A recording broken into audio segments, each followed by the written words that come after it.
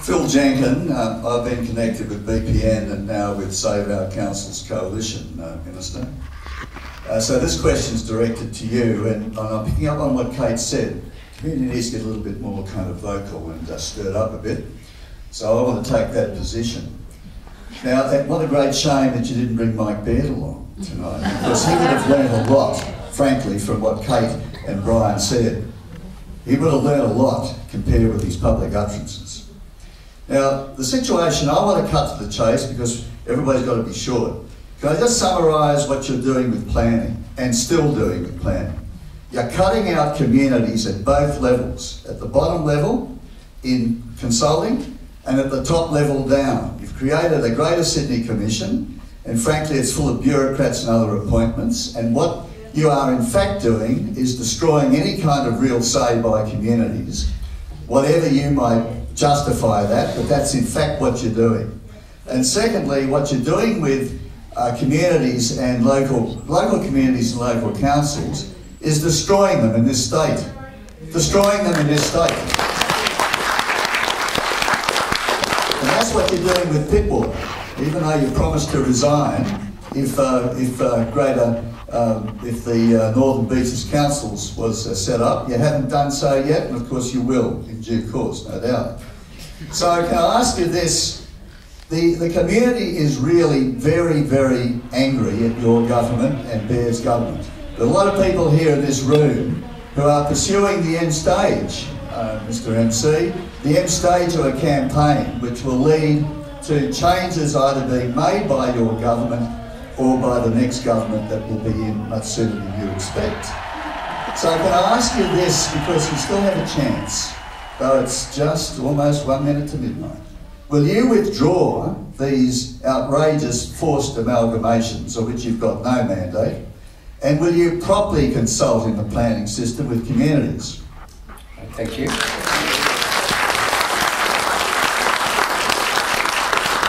Thanks, Phil. There was quite a lot in there.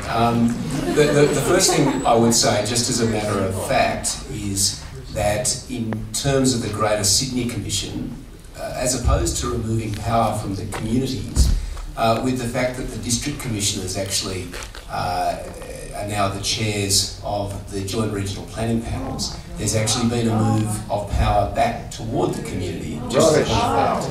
The second point I'd say, in terms of the transfer of power as a point of law, the one person who's transferred power through those laws is the Minister of Planning, the Minister for Planning. So I have actually lost power in that process, you'd be delighted to know.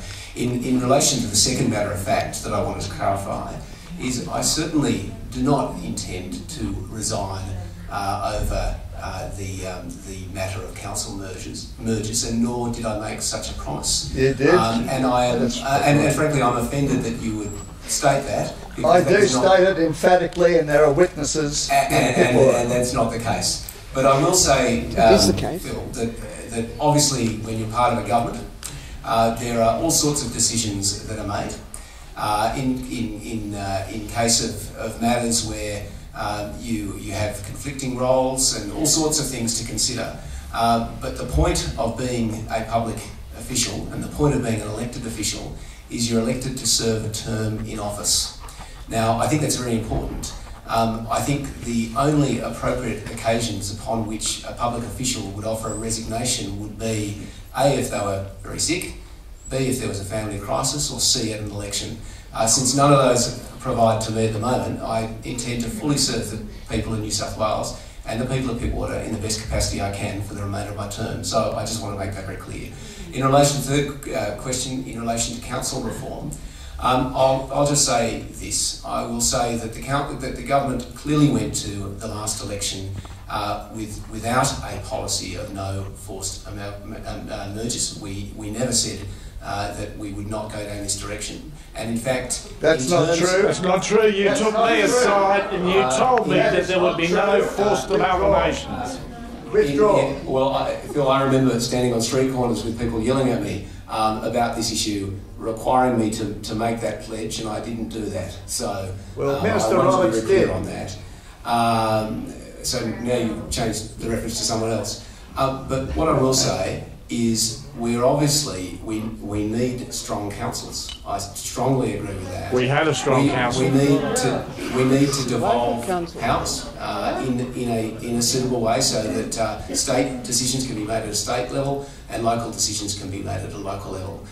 The fact is that the Greater Sydney Commission is appointed by government, either directly or indirectly. The community is not going to have any input at the strategic level.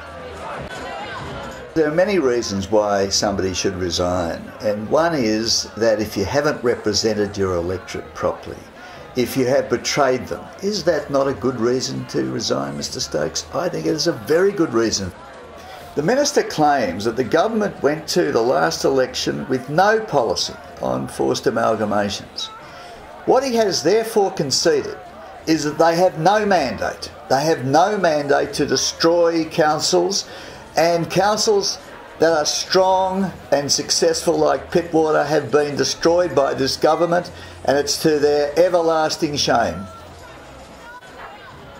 Of course, there is a way out for the government if they want to see reason. They should overturn their forced amalgamations, and they should go to the people in each council area and have a fair dinkum referendum and abide the voice of the people. Because we have something much more powerful in our collective hands. We have something that Mike Baird is rightly very afraid of. Together we can stand up and make sure that his government is abolished at the next election.